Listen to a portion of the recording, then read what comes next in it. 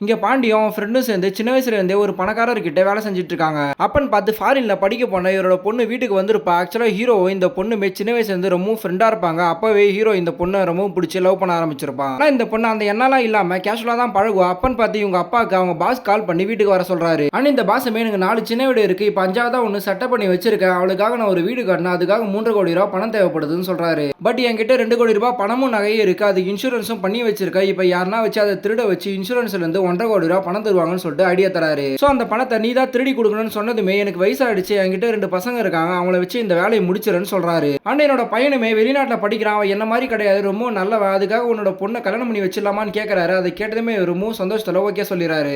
So இப்போ இந்த விஷயத்தை ஹீரோ கிட்டயும் ஃப்ரெண்டு கிட்டயும் சொல்லி இந்த வேலையை செய்ய சொல்றாங்க. ஆனா அவங்க பொண்ணுக்கு மாப்பிளை பார்த்த விஷயம் தெரிஞ்சதுமே அவங்க சொல்றதே காதுல வாங்கிக்க மாட்டான். இப்போ இவங்க 2 பேருமே அட்ரஸ் அரைகுறையே கேட்டுட்டு வேற ஒரு தெருவில் இருக்க வேற ஒரு வீட்டுல போய் திருட ஆரம்பிச்சிடறானுங்க. அவருமே வீட்டுக்கு பீஸா டெலிவரி தான் பண்ண வந்திருக்காங்கன்னு நினைச்சுக்கிட்டு பேச ஆரம்பிக்கிறாரு. ஆனா இவங்க பொலன்னு பொழந்து விட்டுறானுங்க. அப்பதான் அவங்க பாஸ் கால் பண்ணி இன்னும் எதுக்கு வரலன்னு சொல்லிட்டு அவங்க ஓனர் கிட்ட சொல்றாங்க. இவங்களும் கால் பண்ணி கேட்கும்போது தான் இவங்க அட்ரஸ் மாதிரி வந்த விஷயமே தெரிஞ்சிருக்கு. ஆனா இவங்க அந்த பாஸோட வீட்டுக்கு போயிட்டு இவங்க சொன்னது மாதிரி அந்த பாஸையும் அடிச்சு போட்டு பண நகையெல்லாம் தூக்கிட்டு வந்துடுறானுங்க. அண்ட் போற வழியில இந்த பேக் நல்லா இல்லைன்னு சொல்லிட்டு ஒரே மாதிரி 2 பேக் வாங்குறாங்க. அப்ப பிச்சைக்கார ஒருத்தன் பேக் இல்லாம ரொம்பவும் தவிச்சிட்டு இருக்கா, அதனால இதே மாதிரி இருக்க ஒரு பேக் கொடுத்துறானுங்க. சோ இப்போ போகும்போது இவங்க 2 பேருமே ஒன் ஷாப்ல ஒரு கட்டிங் போட்டு போலான்னு சொல்லிட்டு முடிவு பண்ணி குடிக்க ஆரம்பிக்கிறாங்க. அப்பன்னு பார்த்தாங்க ஒரு பிரச்சனை, இந்த 2 பேக்குமே மாறி போயிடுது.